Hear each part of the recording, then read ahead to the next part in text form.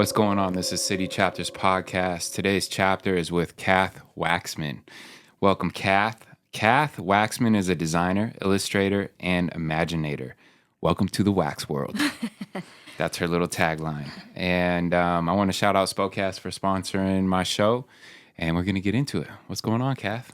I'm so happy to be here. Thanks for having me. Yeah, I'm happy you are here as well. We met at the Great P&W store on one of my shifts. One of my favorite places to shop. Yeah. Yes. And we got to talking, and you're here. I know. And I remembered it, which was amazing because it seemed like it was a while ago that we met. It does seem like it was at least probably a month and a half or more, maybe even. And you went on a trip over to Europe, right? I did, and it was totally unexpected. We didn't know we would be going. My husband works in energy, and he has taken over a global position. And so I was sitting in my office one day, and he's like, "I have to go to London. Would you like to go?" And I was like, "When?" He's like, "Next week." So I almost said no. Oh, really? Have you ever skipped over the pond before? Yeah. Actually, we lived in Amsterdam, you did? While I worked, I trained our offices in Amsterdam. So For Nike? yeah, Is that, wow. So I had a that must have couple. been Yeah, quite an experience. that paved the way for me to be okay to live overseas. We took our three boys there in 2010, and it was a big adventure, and it was quite different living than we do here. So that was really good for them. I've heard a lot of things about that city. I haven't been to it yet myself. What was You've heard. I mean, I've heard, of course, like all the wild things. But then I've heard about like just the beautiful kind of life that they live. One is like riding bikes everywhere is like obviously a big part of their culture, right? Yes. We used to. Well, it's not really funny, but after World War II and they were occupied, they were so mad that the Germans came in and stole their bikes that the big joke was sort of, "And you stole our bikes," you know. After everything else, they're just mad at the bikes. Yeah, exactly. But I mean, that is kind of funny, though. It's incredible, though. Like they have women will ride these Bachfeets, and it's basically a wagon, and they'll have a couple toddlers in the front and one strapped to them, and they're driving them like a taxi. And I'm thinking, just like a minivan bike. Yeah, it's incredible. But the thing Soccer mom bike. It is. It is. And I mean, mostly it's flat, so that I can't imagine doing that in Spokane. And we do bring some Dutch bikes back that are so heavy. It's like, okay, I think I could maybe go down the block with that. But yeah. It's incredible. But it was a wonderful experience. When we got home, my youngest at the time, who was 5, said, "Let's never do that again." Because it was quite an adjustment. So. Really? He didn't enjoy it over there, huh? And he doesn't remember it. So he's young enough, he doesn't remember. His young conscience was like, no. Yeah, that was really hard. He's American through and through. Yeah, I guess so.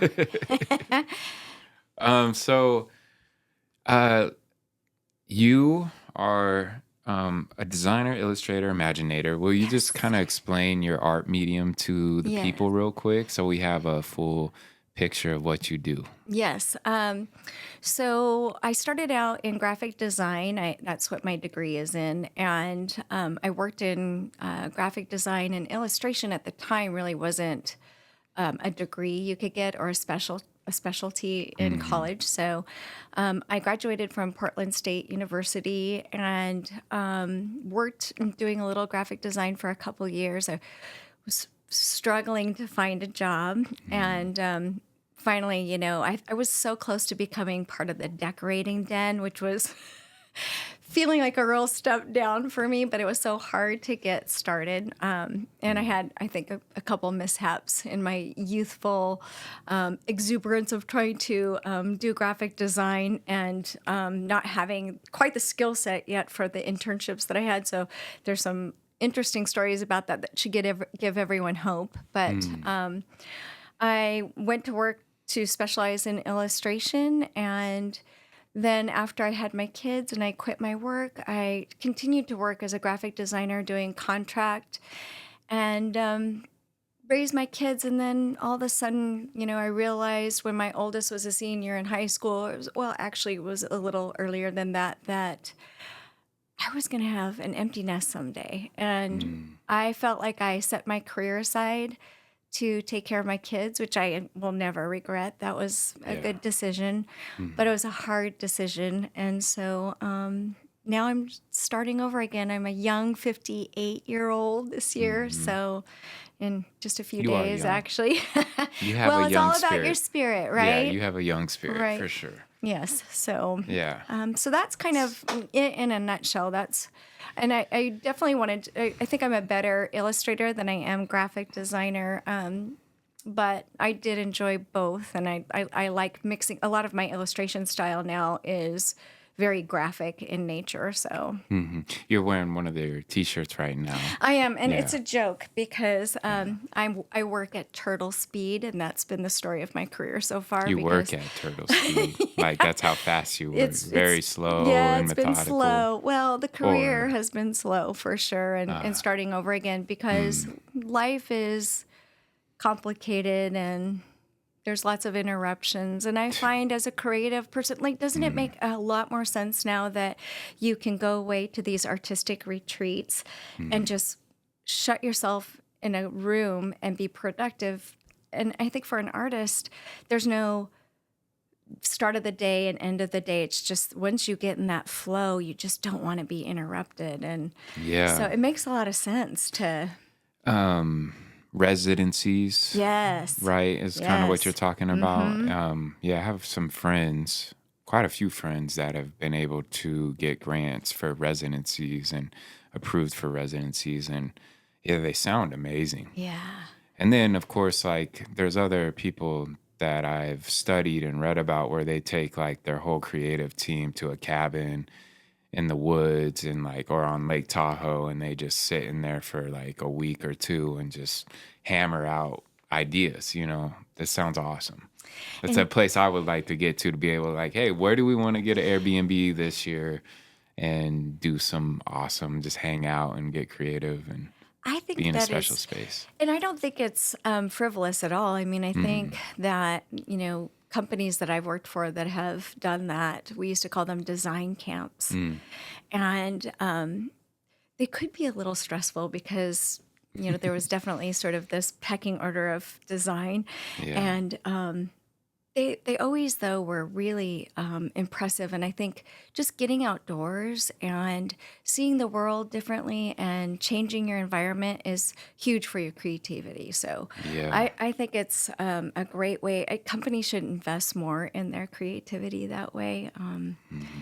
And it's so interesting because I have a computer science major in my home, my middle son, and we have a lot of conversations about AI and how that's Mm, going to impact all of our creative jobs. And I know it's a really mm, hot topic. mm, And I think that, when you think of artists and their individual experiences coming to create something, I don't think you can authentically duplicate that. yeah. So I mean, from the aspect that is it human made or is it computer made? That's where, regardless of what it can do or create, there's always going to be human craft. yes, And even though, yeah, we kind of created AI, it's not, I feel like there's going to be a lot of pushback in certain aspects for it. And then other aspects, can it make our life easier and do things for us that we really don't need to do? Yes. But as far as like art goes and creativity, I think, ultimately there's going to be a coming back to like who actually has the discipline for craft. yeah, Because I mean, I feel like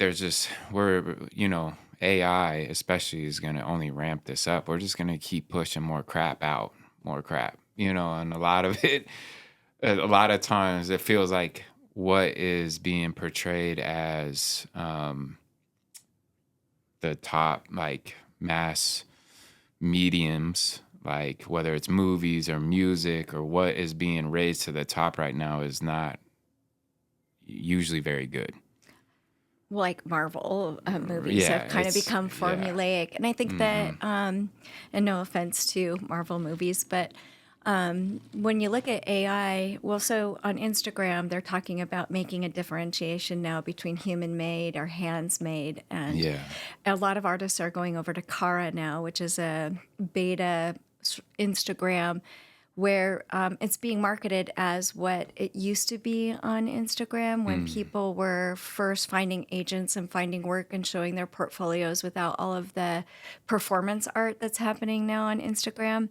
Mm. And that they sent out something that said, you know, we have ownership of all of your photos and we're using AI to train, or we're using your content to train AI to become a better artist. And that was really an interesting wake up call. And in some ways, it's like, I think of it like the desktop publishing and what it did to graphic design. Because I think that in graphic design, and especially with designers, there can be an elitism that goes along with that. And particularly, it's because I do think that there's an eye for design. People have an innate eye for design. And so you can give someone the tools, but are they actually going to elevate the art or the skill? They might be able to get along just fine, you know, in a rudimentary sense, but when it, you know, like I don't believe that I could give AI a Monet and say they're going to, that's going to process, or that process will generate the same kind of art. Yeah.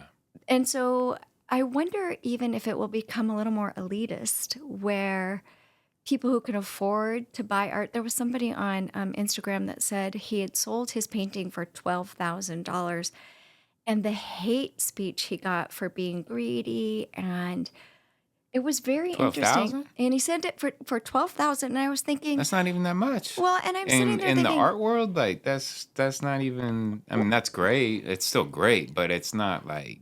and it was, I think, on paper that maybe it was a perception of the medium, and but the person offered him, I think he was selling it for something. I'm probably going to get the story wrong, but he was offering it for half of that. And then the person wanted the painting so much, he said, buy it. And then this artist turned around and donated to other artists, which is a really cool story.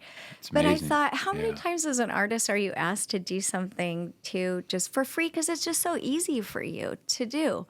So maybe now AI will be able to generate free and accessible art for those smaller projects, but it's just going to be very interesting to watch, I think. Yeah, it's gonna be insane. Yeah. I mean, already within my lifetime, Yeah. the changes that have happened, and it's just compounding so much quicker with technology. Yeah, I have really no idea clearly where it's gonna take us, because I don't think anybody can anticipate all these changes that are happening. I As mean, there's people that have their projections and ideas, but I don't think we can, you can't stop this train no more. Like it's the on its horse way. is out of the Yeah, barn. yeah, the horse is out. Yeah. Well, maybe Yeah. like anything, I'm a hopeful person. So, like anything, I think that it could do some things really well, and other things we'll have to find the workaround. Yeah. I do think AI has its place, but when it comes to art, I just don't see how humans can be replaced in that. Like, we don't have a connection with what a computer can do from our heart, our soul. I agree. That is the disconnect that a computer can never have for us. Like, even though it might at some point generate some things that we're amazed by or create experiences, we still will know basically that it doesn't have soul. Yes. And regardless of how conscious you are of that or not, people that are really seeking true artwork are going to look from that from that human craft, from the human element. I just don't see, that AI could ever take that place. No. I spent a lot of time working with children and in their art classes. And one of the programs that we did in the school was to create art around a particular artist like Georgia O'Keeffe. And then Mm, the kids made their own versions of Georgia O'Keeffe. And what surprised me is that there were people who don't know who that artist is. mm, And it reminds me that, with kids particularly, which is one of my focus of my illustration, I want to be a kids book illustrator when I grow up, is that, we have to start with the education and stop taking arts out of the school so that they can actually appreciate the difference between AI and Monet or Georgia yeah. O'Keeffe. Because, Mm, we've sort of I think we've ignored that in our need to, compete in math and science globally. And mm, so the art that the kids are getting is so watered down and sort of like playtime versus really pulling art out of kids and creative problem solving and thinking, which is all part of what makes technology great is there's creativity and design in that. So mm, if we don't though spend the time with the kids showing them these things, that these artists, and exposing them and saying you can become an artist and that's a very noble thing and that there's a path for that, then I fear that they won't, when they encounter graphic design that's not very good or they mm, just don't have the aesthetic for it, they'll just think it's great. So mhm. it will be interesting to watch. I hope that we will get back to more creativity as the antidote to all of the technology, that somehow we'll be able to marry those two things and, do something brilliant, Yeah. you know? Yeah, I think, yeah, totally. I definitely think some unreal things will come from the technology we create and is going to, I mean, there's obviously the negative side of where technology can go, but then there's the positive side of where Yeah. technology can take us. And that's kind of what I meant earlier is like, don't know where it's going to take us, but it's going to take us somewhere we haven't been before. That's for sure, at least in our recorded history. And I feel that, there can be a lot of benefits from technology, but also like, how do we start taking responsibility and accountability for how it's negatively impacting us too, as a society, as communities, as all that? I suffer from it a lot. Like, I just took Instagram off my phone. Now I just use it on my desktop right now and stuff, because it's like, it's not, it takes so this like need that Instagram has created for people to always be checking and seeing their friends through social media and stuff. It's like it's an addiction, Yeah. and I don't like how it impacts me in the way that I think and feel. Sometimes you find great things on Instagram that are inspiring, but I was calling it like a false inspiration.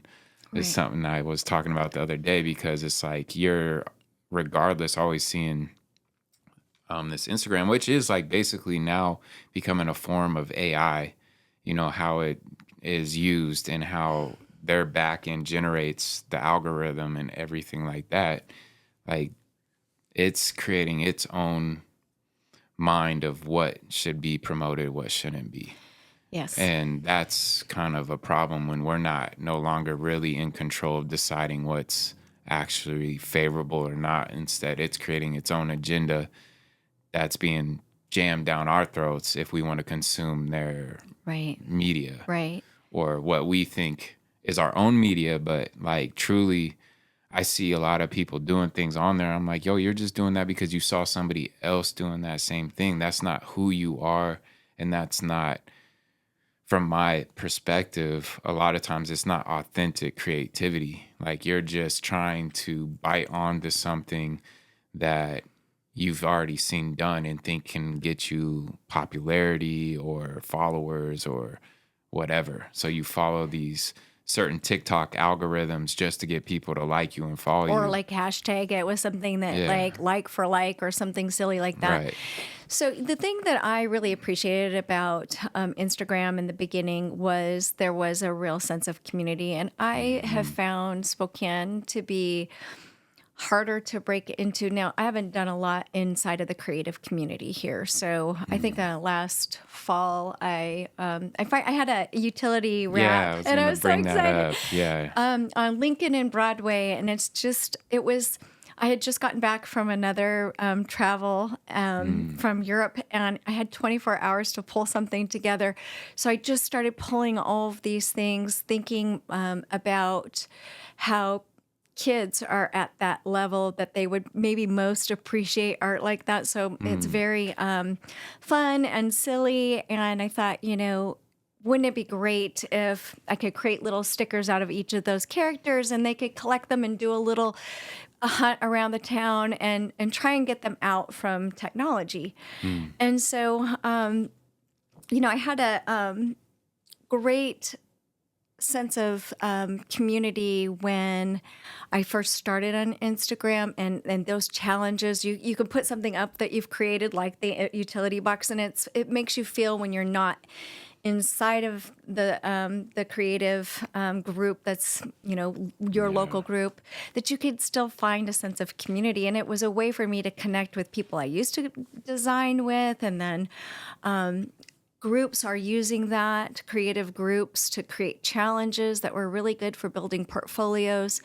But what I've found now, I've stepped out of it a lot. I don't post nearly as much. One thing that happened is I lost my account a couple years ago. Yeah, you have two. Is that what's I or one's did. not? One was You're not like active on. captured and changed. I couldn't. There's one it that's was like K. hacked. Kathman. Yeah, it was hacked. It was hacked. So I found that one and I was Yes. like, but that's not the same No, one. that Okay. was my original one, and it was my fault. It was pre-coffee. You should never be on Instagram if you haven't had coffee yet. So that's my tip that I hope everybody will take away from this. And somebody I knew reached out to me that wasn't really someone I knew, and said, "Hey, I'm doing this T-shirt design. Would you take a look at it?" Because it was someone I thought I knew and completely plausible. And what are the odds, right?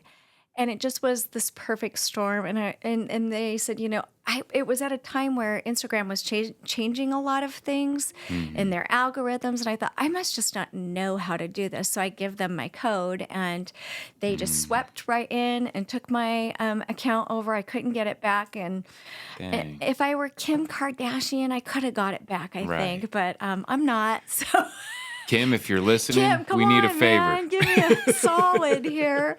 Yeah, no. So Yeah. it was I was so deflated. That was like an 11-year account. Yeah.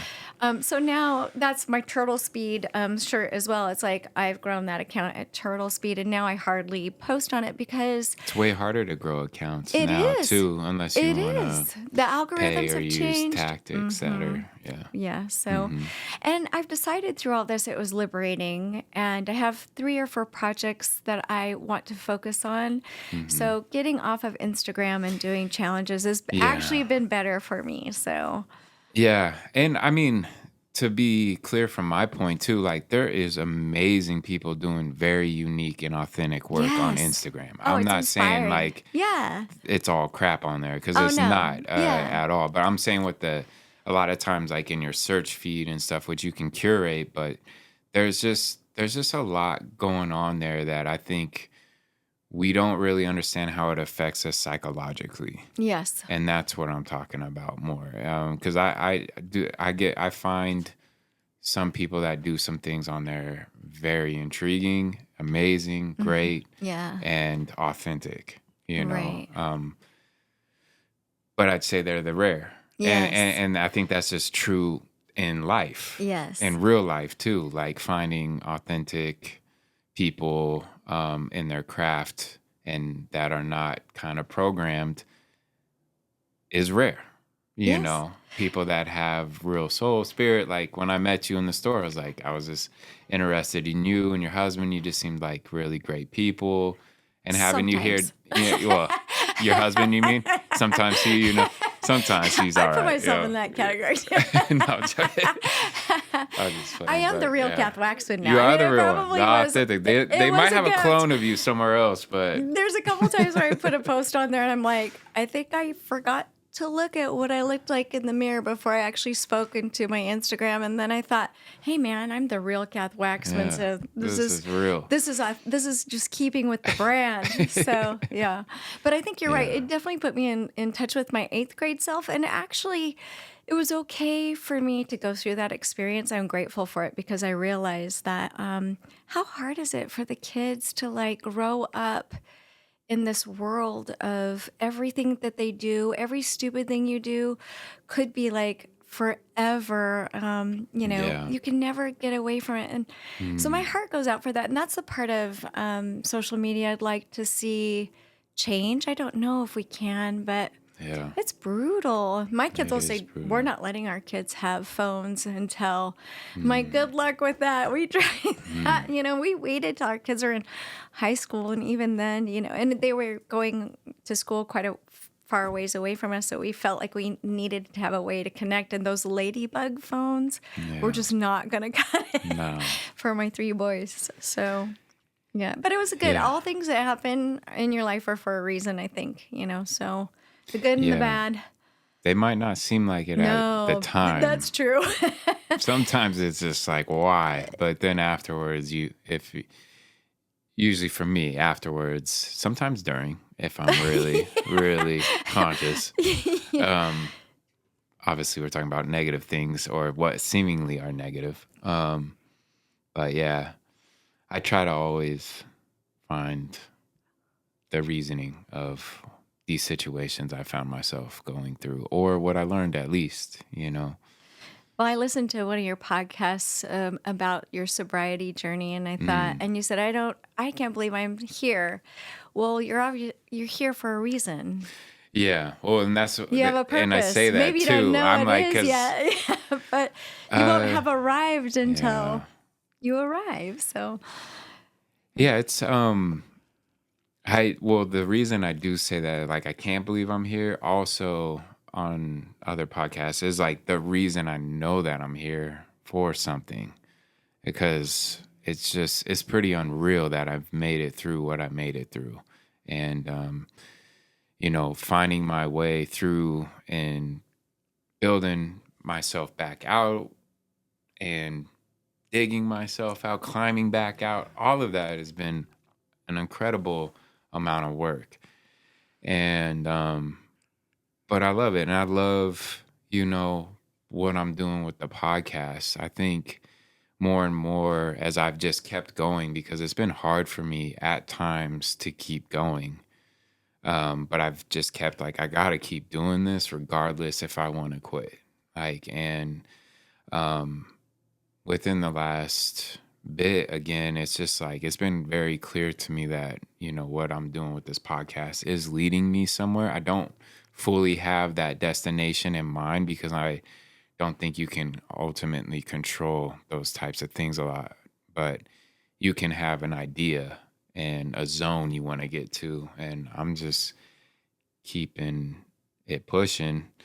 And, one of the great things of me doing the podcast is I get to sit here today and have this conversation with you, which would never probably ever have happened otherwise, and that's what's amazing about me finding kind of this purpose with the podcast. yeah, keep going. I mean, Yeah, thank you. that's what Lisa Congdon is an artist out of Portland. And one of the best pieces of advice she gives is you just keep showing up. You just keep Yeah, showing up. And that's real. I know, yeah, it is. And there's Mm, days where you just think, oh man, but those days pass. yeah, Other days come. So, they pass. yeah. And yeah, I'm just thankful that I have been given this opportunity, to see where this podcast can go. Yeah. One is Brennan. he's made this possible. So once again, shout out Spokane, Yeah. because without his support, I wouldn't have been able to have really started this journey the same way, at least for sure. Yeah. So it's been really easy for me working with Spokane and being able to just show up, record, do my thing here in the studio, and then go. And Brennan helps me with everything on the back end. It's So great. yeah, Yeah, it's a really great space. yeah, Yeah. yep. It's Yeah. awesome what he's Yeah, doing. you're lucky. Yeah, I am. Yeah. So let's bring it back. Let's bring Okay. it back to when Okay. you were a little one. What is the story of the canary yellow polka dotted dress? Well, so, I have always been an artist. I think artists are born artists. Yeah.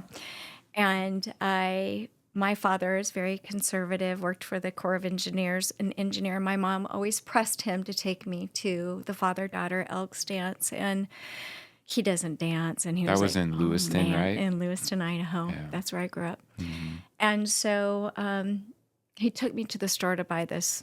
And we were on a very tight budget. And apparently, I remember doing this. I walked in, and it was Bon Marché was, the store in Lewiston, Idaho, and I just went, that one. And the woman looks at my dad and goes, "Oh, congratulations, Gary. That is the most expensive dress on the rack." Mm-hmm. And I think it speaks to, and I mean, I'm sure there was an eye roll in there. And as I grew, having a dad as an engineer, everyone is a math person in my life. And my siblings, they're computer engineers and pharmacists, and just really a smart family. I'm sure like the milkman had something to do with all this, except that I look a lot like him. So, because I'm like, are you sure? So I'm the only creative one in my family. And I think that's something you're born with. I used to draw and have artwork all over my house. And my mom said, Gary, my dad was like, "What are you going to be?" And I said, "Well, I think I'm going to be, I'm going to work in art." He's like, "You're going to have to be a teacher. There's nothing you can do in art." And that's that pragmatic engineering kind of brain. And he always used to My say, dad's the same way. Oh, gosh. It's hard, though, for them. They're very rigid thinkers. And so, we'd sit there and I'd say, "What if you could design it like this?" And he'd be like, designers always think, but they don't really know how to do it, And it really illustrates, though, that you have to have this creativity and imagination and the how-to make this beautiful, this marriage of those two things is how we have AI, for example. So, Right. And so I always pursued art. I really don't know if I could do anything else. It's just who I am. And I think that story illustrates that when you're born that way, I always say being a designer is both a blessing and a curse. Like I have friends who say, her husbands say, "Don't let her go out with you and furniture shop," or "Don't get her advice on interiors," because I'm just like, "Oh, you could do this and this." And then all of a sudden the money is being spent. And Yeah. so it is something I can't unplug from myself. And I just think, again, like that story just really illustrates it. So I put that anecdote on my website. Did they get a picture of that dress? So I just updated my website. So go back to it today. And it I has was on me it today. standing there How did I in miss it? the polka dotted dress. Really? Uh-huh. I missed it And somehow. it's hideous, I'm just going to say. So it could have gone either way. Yeah. And maybe it has, and I don't know. I think I'm a decent illustrator.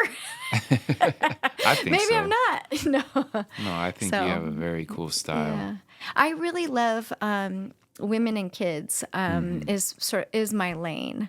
I think that sometimes I walk into the PNW store and I think, "Oh, I'd love to design for them. This is so cool." But they're already doing it so well. I like their type solutions and their fonts. They do a great job. I don't think I can do something better than they can do. But I'd certainly love to do like a kids line would be really fun. You should talk to Joel. Yeah. He definitely, I mean, they're doing a collaboration with an artist out of Seattle that's coming out in the fall. I'm not going to name any names right now, but Come on. I can tell you just kidding. afterwards. Yeah. Fair. just because I don't know what their Sure. rollout is. But Yeah. so yeah, I mean, he also like they work with other artists to do some of their Yeah. design work, and Yeah. so I think that would be awesome. Also, though, Yes.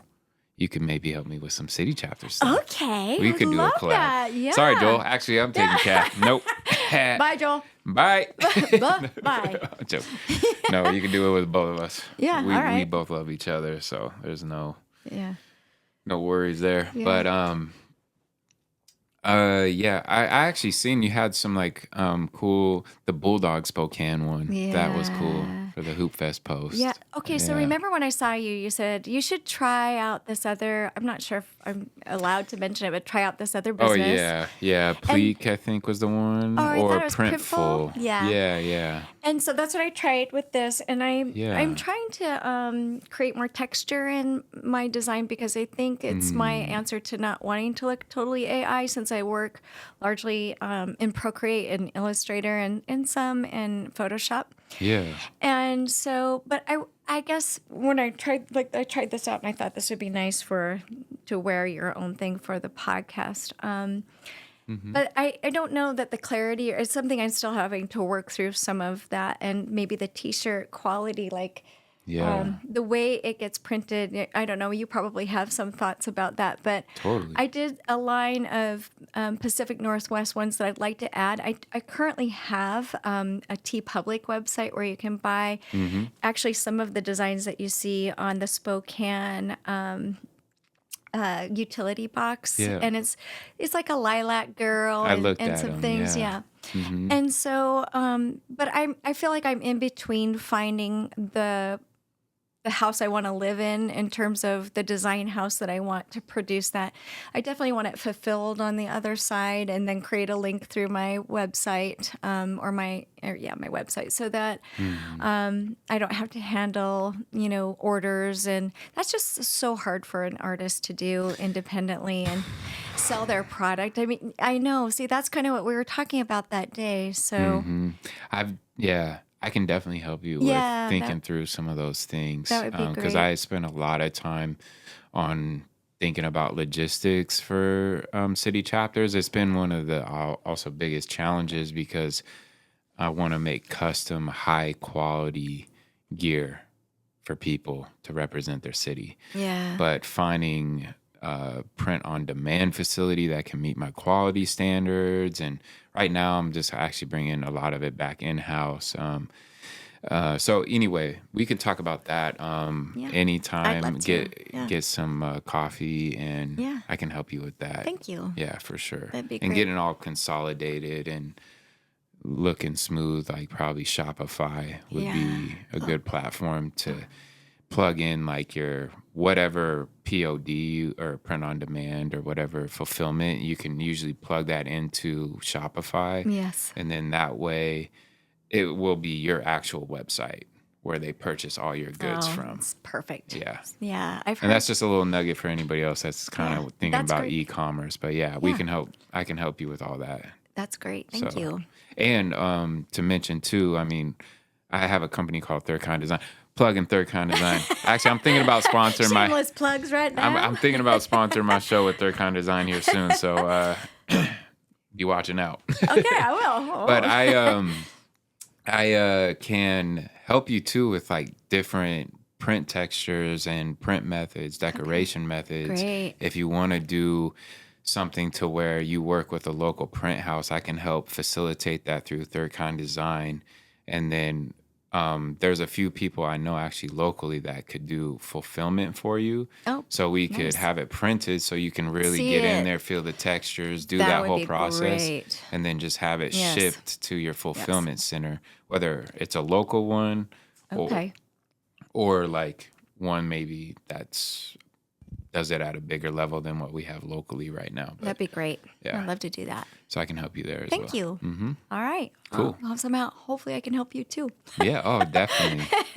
I was already thinking about some ideas for design work for like how I can do some things for some children. I'm about to be putting city chapter by this by the time this comes out, actually, I'll probably already be in there, but I'm going to be working with Riverfront Park um, and putting City Chapters gear in their store that's near the Oh, I carousel. love it. And That's great. I know the buyer, and Mm-hmm. she would probably love to have some of your stuff in there I too, because love. it's obviously very children centric, and she's Yes. trying to find new Spokane artists that are doing cool things to go in there. I think you'd be a perfect Oh, fit. that'd So be great. I could talk to her Yes. for you too and be like, hey, you Yeah. should look at Kath Waxman, the Wax World. Yes, the Welcome Waxworld. to the Wax World. Yeah. Yeah. Well, it's so funny that name came up because my last name is Waxman, and it has gone through so many iterations from Wax Woman. Mhm. Wax was my nickname at work. Wax Yeah. Peoples in the family. So Yeah. we're kind of we're that's our moniker throughout our history of growing our family, and yeah. Yeah. I So like it. yeah, yeah. Thank I you. like the little slogan. Thank you. Well, we can't miss this. Okay. From 1990 to 1997, you worked for Nike as a senior illustrator, a illustration manager, and an image design manager. What are the key lessons and skills you gained from working for Nike? Well, how long is this podcast? No. Well, what time is We gotta it? get rolling here. I'm gonna 4:24. try No, and be we're good brief. on time actually. Yeah. So I told you I had some mishaps. So I had gotten an internship when I was in my senior year of graduating from Portland State University. That's where I had to go to get a graphic design degree. Mhm. And as a side note, my teacher said to me one day, I think you should be a talk show host. And I said, is that because I'm a bad designer or I'm chatty? He's like, maybe just chatty, but I was not. He and I kind of always had a cantankerous relationship until I came back later, and he said, you were one of my favorites, and that made me feel good. That's cool. But I ended up, because I had started out at the University of Idaho, I had to transfer, and trying to get my credits to transfer, they ended up screwing it up, Portland State. And so I had to take first year graphic design, which is like, it's a 2-hour class, and it had a lab, and the second year at the same time, which was far more conceptual. And this was during the time when dinosaurs roamed. It feels like it was that long, but it was actually where we pasted up using, taking a picture and you're gluing things down. And when you don't spend the time first year gaining that skill and you're trying to manage, I was in, 4 hours of labs every day and going to school until 9 o'clock at night. I just missed out on really honing that skill, but I was always really good conceptually and really actually would have liked to have gone into illustration, but there was no degree in illustration. So I got this internship and I pasted up this project, and it was skew on my my board, and so then everything else was like, and that's how it printed. For those of you that can't see me, it's a podcast. Yeah, Okay, we got so video. Yeah. basically, I messed it up, and it was devastating. I thought I'm never going to be any good at this, and this is why I say, failure is so much part of someone's story. And I was this close. After that, a couple of my more talented friends were able to work there and got jobs, and the joke was that it folded, and I thought that was because I messed up that project, which is not why. But there was a big span in between of me getting a job, and here's tip number one is that networking is everything. And my husband worked for Mentor Graphics in Portland, and his coworker's wife was a recruiter for Nike. And Nike at the time was right next to Mentor Graphics, which was located right off of, I think it was Murray Hill, or not, I'm sorry, not Murray Hill, but Shoals Ferry Road in Beaverton. And they were small. And so, I came into Nike when they were just beginning to build World Campus. So that gives you some, I don't know if you've ever been there, but I it's have not. ginormous. Yeah. And so what happened is she said, I have this illustration job that's opened up and you have to interview for it, which I did. And my manager to be was pregnant. So I showed up there, and I she went out on her pregnancy the next day, and she was supposed to be gone, or she was supposed to have 2 weeks there or something like that. And so I thought, oh my gosh, I've just gotten in, and what's going to happen, And she said, well, you can use my office. And we were just switching over from pasting up things to computer. It was the beta version of Illustrator, which crashed all the time. And so we all were learning it at the same time. So I come in this green Illustrator, but I'm hungry to work because I've almost gone to work for the decorating den. So I'm like, I'm going to do this. And so I taught myself the computer with the help of a very patient technology guy and the illustrators that were there, and learned how to draw. Basically, we were drawing apparel for. So what the process was is you've seen like sketches from designers, apparel designers. They're not easy to sell from because they're very stylized. So our job was and we had to sell a year in advance.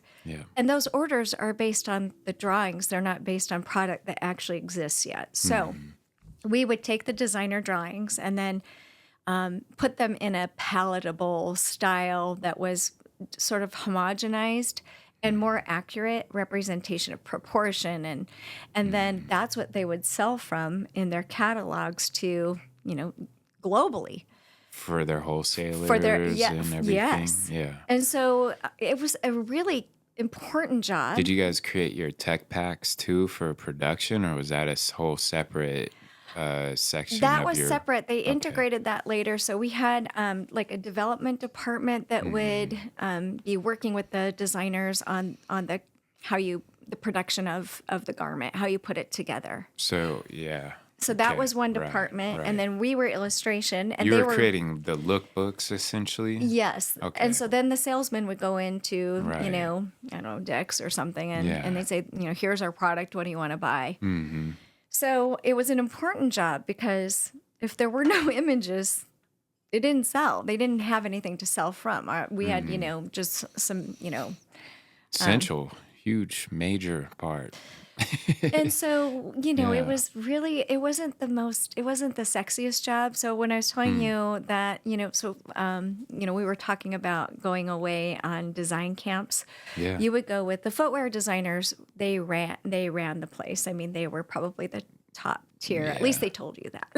Right. And then, kind of trickles down from apparel design and keeps trickling down. So, illustration was sort of like this necessary evil in full transparency. But I really loved it. I loved that I learned how to work with other people in a team.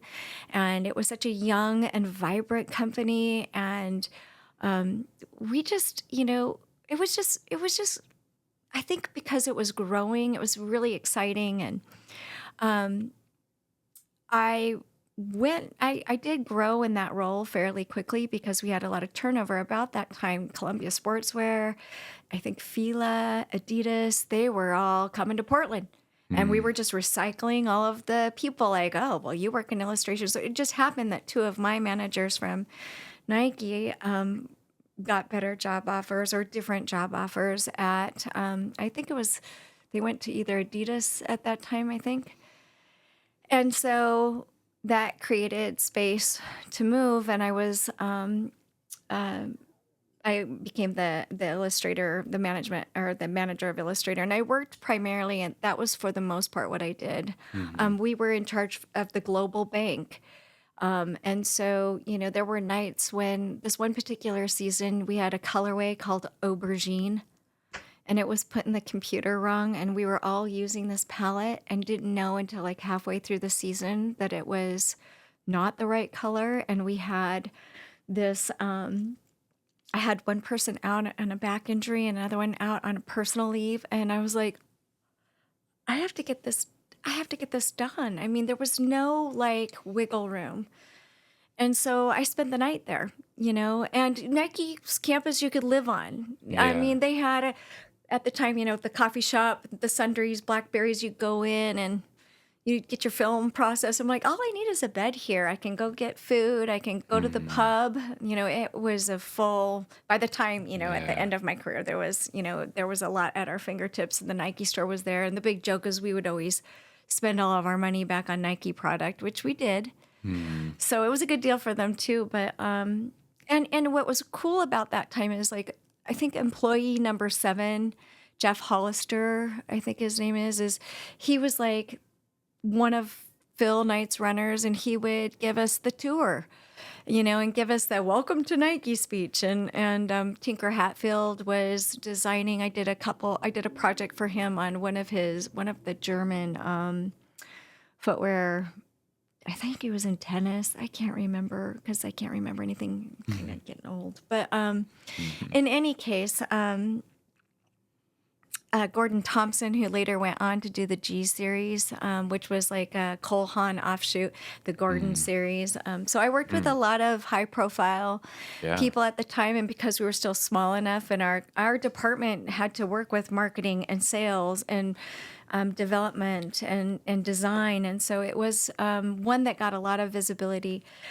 But because it was so demanding, I just felt like I know that when we were trying very hard to have a child. And once that finally happened, I was like, I think my family I was watching my manager who was navigating her, I think, first child in daycare and the demand, and calling her husband, and she'd say, oh, do you think maybe one night you can do this? And she was fantastic. And some people can do it and do Yeah. it seamlessly and wonderfully. And Mm-hmm. I just didn't see myself being able to do it that seamlessly. It was expensive. You had to, make quite a bit of money to put your kids at daycare there. Yeah. And so then it just felt like you're almost like, why am I working then?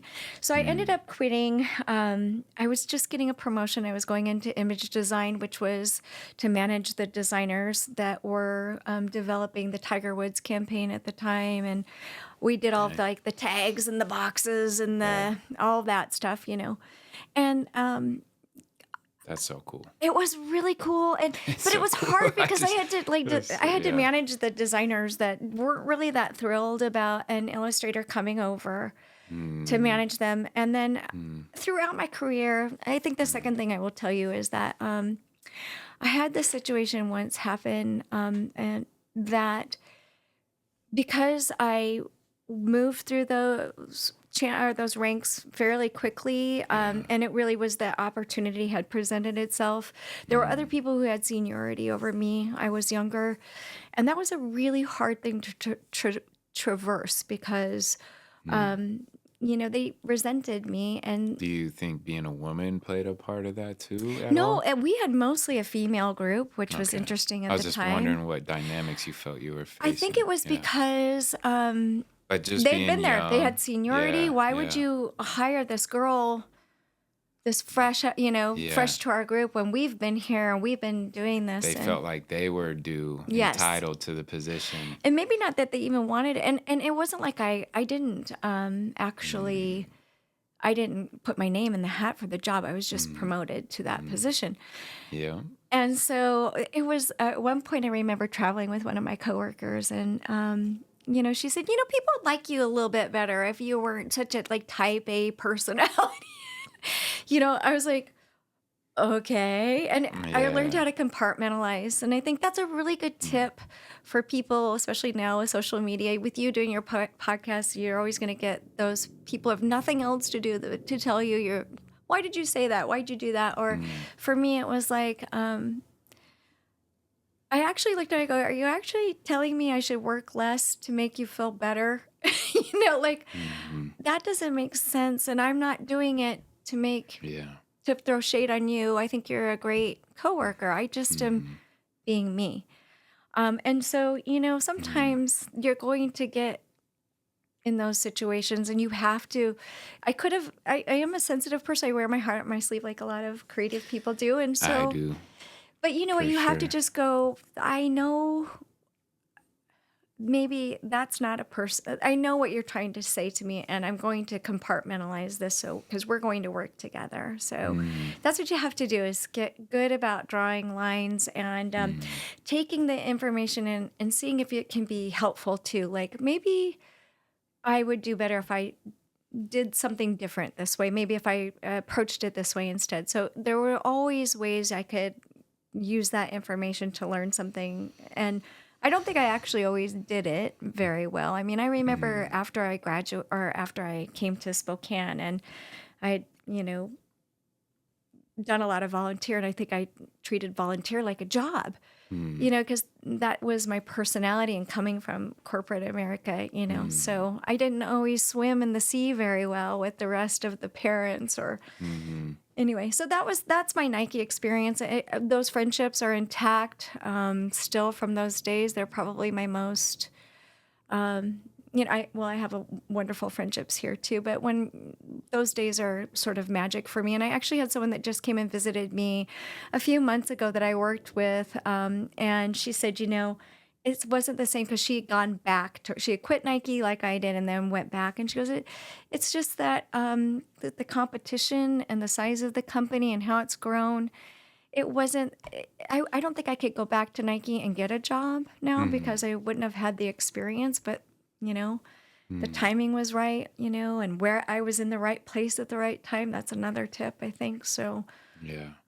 but always, I think, one of the things I try to tell my kids is that, and I think it's a really important for this generation now is like, it doesn't really matter what your job is or like, maybe you feel like working for Nike, you're selling your soul and for the man or whoever it is that you're there, maybe you feel like in your job, they're just working you to death. Just remember that how you work and what you do is a reflection of you.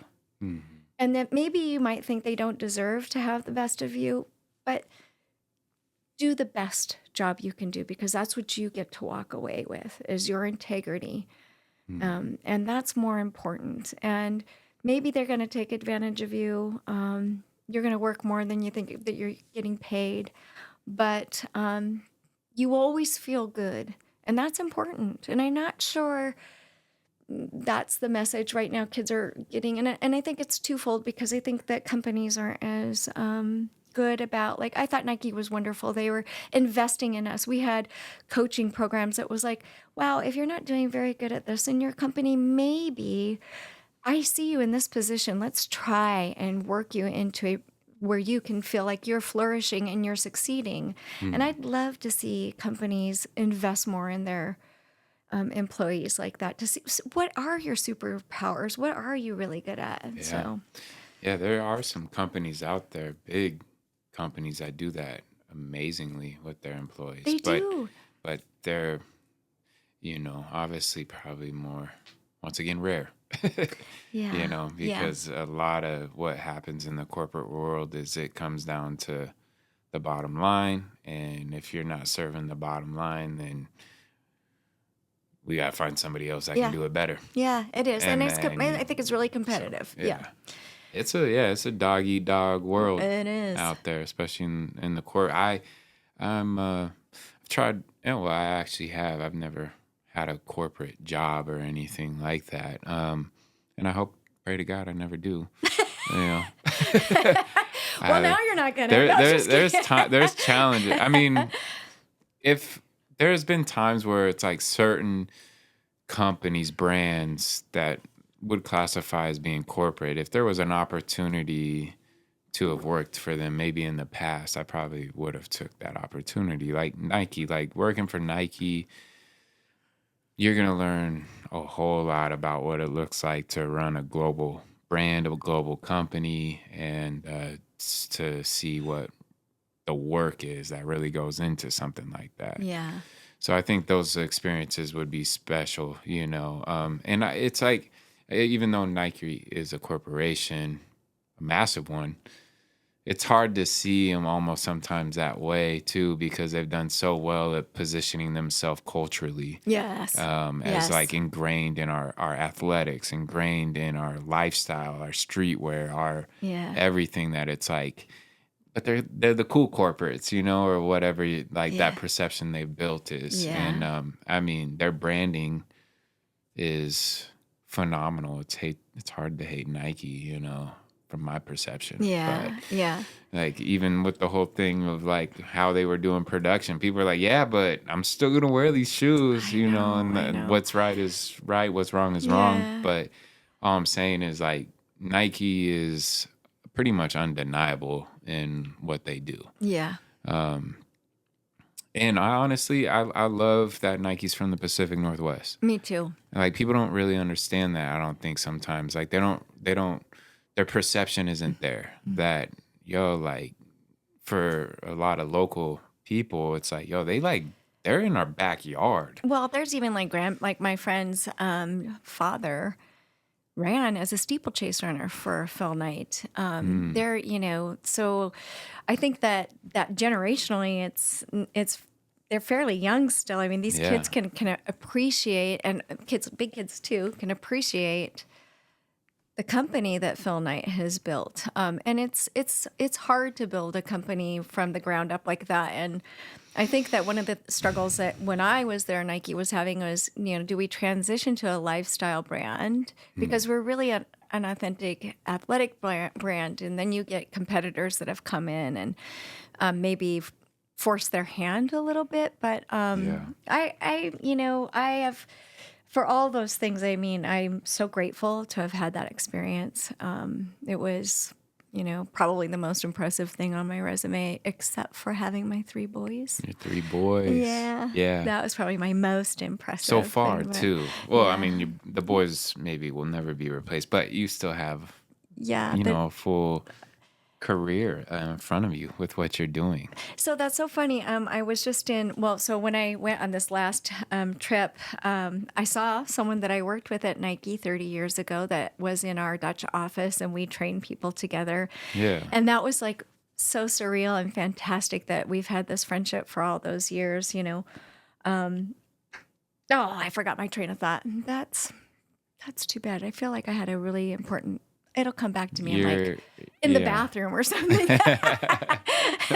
Well, we were talking about your friend, and then you ran into her in Amsterdam, right? And Yeah. and you were running the Nike office over in Amsterdam for a while, or working there. Yeah, it was something that about me coming back that I'll think of it. Oh, Cool. maybe it's part 2. Part 2, yeah. I feel like we could have a part 2. See, because we're running out of time. We got 15 Okay, minutes so let's left. get to this stuff, See, and then maybe, actually like an I said- hour did go by quick with Yeah. us. Yeah, we got 15 Okay, minutes. all right. My next question is something that you had kind of posted or stated in my podcast prep questionnaire, Yeah. and it was about art transcending age. Yes. And- that was what I was going to tell you. Really? For real? Yeah, the podcast. Yeah, God well, is we were shining talking about your bright, yeah. careers just starting again, and So when I went to the British Museum, they had a 65, or they had an exhibit of Michelangelo work post 65. And I'm like, Yeah. hey, this is it. So it was so inspiring. And I do think that when we were kids, and I mean we, not you, because you're going to be a lot younger. If you told someone you were going to be 60, it's like, damn, you're going to be dying soon. Like, it's just, And now I look at it, I go, that's not that old. And I think that, to see artists working, like Michelangelo's work was it was like the embodiment of wisdom and time and maybe acceptance. And it was such a beautiful exhibit of his work.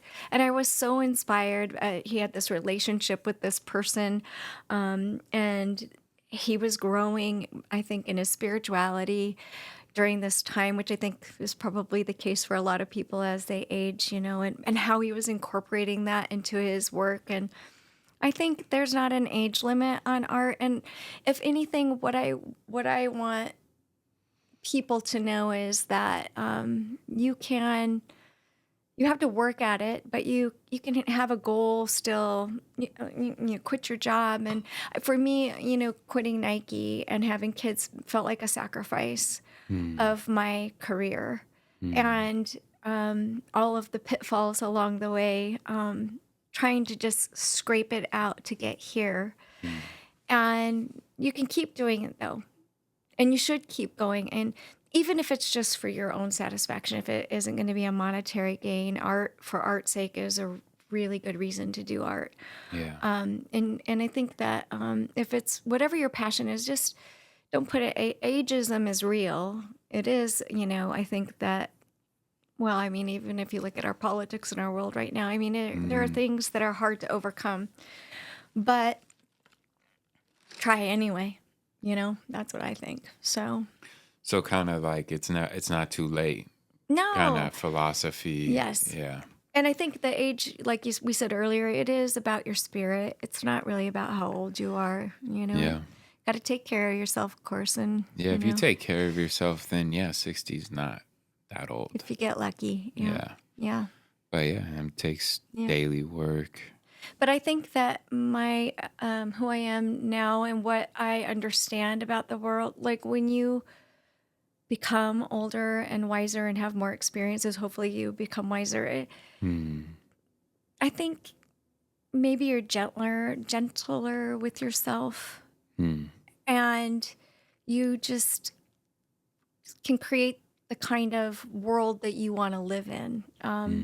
Whether that is just in encouraging somebody, or telling them, just to keep going or to keep showing up, you get to leave people with that. You can there's always a choice. You can leave them with, oh, well, it really sucks because, hormones, or you can start going down Hmm. these really negative tracks. But the truth is that, it's all about what you're focused on and what you impart to somebody else. And that's so Hmm. helpful. Like, I know I've felt really encouraged by that Instagram community, that when I'm feeling like, gosh darn it, I'm quitting, they're like, Hmm. don't quit, don't Yeah. quit. Somebody, it just happens, So it's the universe that does, coincide with you and says, if you commit to something, the universe will help you achieve it, and it might not see Hmm. it day to day, but I believe that.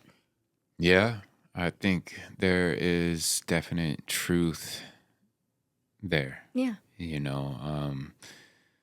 But you're going to be challenged Yeah. for sure. And it might, this is the way it seems to happen for me. It's like once you make the decision, things start working for some time. And then it gets to that point where it's like, okay, you're kind of on your own now for a bit. And then it comes again once you recommit, maybe if you lost that commitment, or sometimes you see it through and you are able to generate your own kind of luck or whatever you want to call it. There's a book about, I can't remember right now who wrote it. I'm very sorry, but look it up. It's called The Spark and the Grind. And it talks Mm, about the creative process where, have you read mhm. it? I haven't. It sounds good though. But it's about, like, initially we all have these great ideas. Right. Like, you probably initially were so excited for this podcast, and then when you start getting into the nitty-gritty of it and the challenges and the road gets a little rocky, that's an easy place for us to get lost in. Even as art, I'll begin with an art piece and I think, "Oh, this is great." And then in the middle I'm like, "This sucks. There's no way this isn't going to work." And fresh eyes come back to it. You have to move through that Mm, where the road gets muddy and mucky. And mhm. so that's a really good book, The Spark and the Grind. The spark and the Yeah. grind. And other books I think that have really helped me are like Austin Kleon's series is really good. Like, I think it's like Steal Like an Artist or something like that. And he's got a Mm, series of them, and they're so basic and clear and easy to implement. Those are really great ones for creatives too. And I'm not a um, paid sponsor, so like I don't get yeah. paid to. No, I actually glad you brought up some Yeah. books. That's a question I want to start bringing on the podcast. Is what books do you recommend? Because I read books a lot, and I just want to share that information with others. Also, for me to find new books. Yeah. So yeah, I'm gonna definitely check those ones out. One for me is the War of Art by Stephen Pressfield, Yeah. not to be confused with the Art of War by Yes. Sun Tzu. Right. So, but the War of Art, and it's all about the resistance that you have in your creative medium, and basically it just comes down to like you just got to show up. Right. That's basically what it is. The resistance that is on you, you have to move through it and show up. And yeah, that's, I definitely like up until a few weeks ago, I've been kind of like really in a just very heavy, dark kind of place with like where I'm going. Even though I still like kept showing up, I still am like, I'm not giving up. Like I'm gonna keep figuring it out, but it was really hard. And for me, like one thing since I've been back on my own working fully for myself is like one thing for me to help fight the resistance or the doubt is every morning I've just been running or working out. And like that for me, for what I need personally, is like physical movement to start my day. Yeah. Because I take too much in. I have so many ideas. I can't handle them all if I don't have like a physical release in a day. Like, so running has been huge and just going to the gym, but that has definitely helped me decrease the pressure, internal pressure, the internal doubt, and all that kind of stuff that comes with these pursuits. That's interesting because I think a lot of artists will say that learning your creative process that's unique to you and how you can be the most productive. Even for me, it came down to I can have new ideas in the morning and I can develop those ideas in the afternoon, but I don't get new ideas in the afternoon. So Hmm. it was a way of working. It was like, I probably shouldn't get up and exercise in the morning if that's when my creative blood is or thoughts are the sharpest, you know? Hmm. And so, but getting out every day for me too and changing my perspective. I listen to a podcast and I Hmm. just, that really helps me, even just stepping away. But everybody has to learn Stepping that. away is something I've been learning way more, more Yeah. and more and more. Yeah. Because I get very frustrated Yeah. with my when I'm working with programs. Sometimes just stuff starts happening. You can't even explain it. Don't even know what is going on anymore. Yeah. Feel like I Yeah. feel like some demons are in there just messing with my stuff. Like, I don't know what The gremlins are. yeah, some little graphic design gremlins are out there, man. I My don't know kids what's always come going on. in, and it's my son, and he's always like, Yeah. "What now, Mom? Have you You done?" can just feel it. And I just know it's Just a judgment yeah, a little bit yeah, because yeah. when I did work at Nike with this guy named David, and of course all the computers were new, and we're a bunch of artists, Mm-hmm. and I'd say, David, please come to something's wrong with my program, and he's like, something's wrong with my computer, and he'd say, did you turn it on? It's like, shut up, Right. But now I get that look from my son Noah, so Yeah. No, it's walking away so is funny. huge. Oh yeah, Like in Japanese culture, they have like where you work 25 minutes, take a 5-minute break. And you just do that every day. Cause like, smart. and that's something that I'll do. I'll just get up and like walk on my patio or walk down the block and come back or something like that now. And anytime I can feel like that tension building, I'm just like, nope, I got to get away because it Yeah. won't serve me to get angry or upset, of course. And that totally destroys any creative Yes. outlets that your mind is trying to create. It So, feels like technology fails too when you need it to work the so quickest and the fastest and the most efficient. You're like, yeah, what's wrong with my printer? I need this the in 5 minutes. weirdest things be happening. It's really challenging. Yeah. It's really challenging. Yeah.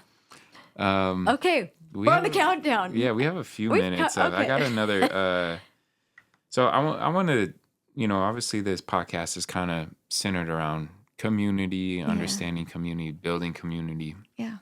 You said also in that podcast prep questionnaire that the secret sauce is community. What are your ideas on the importance of community and how have you been able to find it? Well, this is on me, of course, but I haven't found a huge creative community here. Yeah. I feel like I've been practicing my art before I've been showing my art, so that's Mm-hmm. part of it.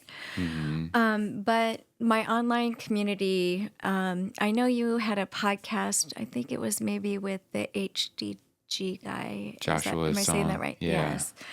And you were Yeah. talking about how maybe there's a difference between community, actual physical community in Spokane versus online. Mm. My experience has been that online has connected me with people all over the world that I wouldn't necessarily be in contact with. Like in these last travels, I was reaching out to all my British friends trying to get hooked up, and Yeah. that's where the world kind of closed in and became small. And Mm. I've really valued that because I think maybe I missed my creative community, um, you know, being a mom, but also I think, and I'm not sure how, I want to say this sort of delicately, but I feel like I'm not hip and cool anymore. There's sort of a I vibe, disagree. but do you I know what I mean? disagree. I think you are. There's kind of a vibe where, you have to sort of feel like maybe it's an edgy vibe. And I'm just Mm. I'm a suburban mom, it's like, Mm. so I sort of feel like coming into a community that's youthful with great ideas, maybe different experiences that I've had, that I'm the mom with kids coming in. Maybe that's Mm. the way I see myself and my own baggage. It's not what people are putting on me. Yeah. But I've been in enough of those creative environments to know that, sometimes they're hard to step into, Yeah, there's depending a lot of on, pretentious yeah. people in the art world, so it just is what it is. Well, It's just straight up it what it is. is. Well, and I think Yeah. sometimes our life experiences and who we are shape our art. So that's Yeah. really important to have that sort of Hmm. diversity in our art of different experiences. So Yeah. I have stood back a little bit and kind of dipped my toes in the water. I mean, it was kind of a big deal for me to even put my artwork onto the utility It's box. a huge deal. Those are very cool way that Spokane figured out how to bring art into the streets. Well, I mean, And they're last year very was cool. a really awesome year for me because I decided to do a backboard for Hoop Fest. And I was so excited because I didn't realize that Hoop Fest wasn't Nike sponsored anymore. And to I me, it was actually like, didn't either until this year. Yeah. yeah. And I thought, Joel told me from this is the, like I was my like, what? life coming full circle. Yeah. I had a son who was a big basketball player and Uh, just loved it and always played in Hoop Fest. And so I was like, oh, I'm going to go. I'm going to get my picture taken and we're going to be. And I just had it all in my yeah. mind. And it totally like unraveled. My son didn't play that year. We couldn't find parking. I mean, I was like, this isn't really what I had built up in my mind. But Mm. the fact that I did that was bold for me to put it in there. And I actually, I got one and I was like, wow. So I need to do that Mm. more. And the lesson is I'm an overthinker, Me not to too. overthink too Yeah. much. You just kind of got to go with the impulse. And if it doesn't Yeah. work, it doesn't work and they don't like it. And that's fine. Yeah. But I have other, Overthinking. yes, For me too is like perfectionism. yes. Learning to understand that I'm just using that to procrastinate a lot of times. That's a Yeah. graphic design quality too. I think we're used to looking at Hmm. things very closely. Yeah, it And is. so, Yeah. within 1 millimeter or something, you're like, Yeah, oh, it can get really? Is crazy. anybody going to care It can about this? get crazy. Yeah. I am that. I've got to fix that, Yeah. so. Which, to that point, it is important. Detail is important. That is something that I heard on a podcast too. Is like we're losing the idea of craft where we're just putting out the bare minimal product to get sales, to get money. And like that's it. And like for me, I do want to do my best work, but I do have to understand my best work doesn't always have to go as far as I Yeah. want to take it because it's actually prohibiting my progress. And there has to be that medium where it is your best work that allows progress. And I You think know, it's your best work now. And just don't forget that I think where we want to go is having a product that's made by a person is a really big deal in this whole mm, AI conversation. Like it's handmade. It was designed by you. That yeah, quality alone. Okay, so if there's something that's not right about it, that's probably something only you see. true. And And then the other side of it is even Nike.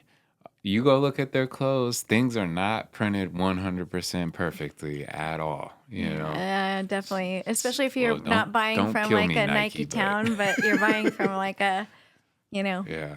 yeah, yeah, Yeah, I'm just saying it's true. like production, cuz like with production and apparel sometimes I'll like, oh, that's like a little off. It's a little crooked. Yeah, And it's like nobody's going to see that, but I'm like, but it needs to be. It needs to be. totally. It can't even be Yeah. off a degree, Or how you about know, the fit? like Times sometimes is just like, I mean, it's really hard when you're doing those online shops too. Like you put something on there and you go, gosh, that seems low, but you're sizing it from an extra large to an extra small, and there's a divide in that you're like, where does this go? Where's it? Is it gonna, on some guy it's gonna be cleared out here, and some people yeah. it might be a crest. I mean, who knows? It's just Yeah. hard to kind of have that mindset of wanting it to be perfect and knowing that all of these things you have to consider. So Yeah. it gives you some license, maybe, though, to have a place to grow. Yeah, always. Yeah. Always room for growth. Yeah. I think too it's just like you do the best that you can do and be like, I've done enough work on this at the best level I can currently. Right. I have to keep moving This little thing because that isn't going to change. that's it's a killer. Yeah, it It's is. killed me multiple times where I have fixated on certain things not being good enough when they were working though. I convinced myself it wasn't good enough. It didn't meet my quality standards, but it was working in the marketplace. And I was like, nope, I'm gonna make it better. I'm gonna do and that is a form of learning and a form of learning business and understanding. Yes. Don't kill what's working, even Right. if you don't like it, man. If it's working, it's Yeah. working. Don't point it out. Don't mess it up just because of your own Yeah. Yeah, personal exactly. whatevers. And so What is that saying? Something like perfection is the enemy of good or something like that? I don't know. There's I something know like that. Yeah. What is perfection it? What is the is I'm enemy. not saying it right. Perfection is the enemy of progress.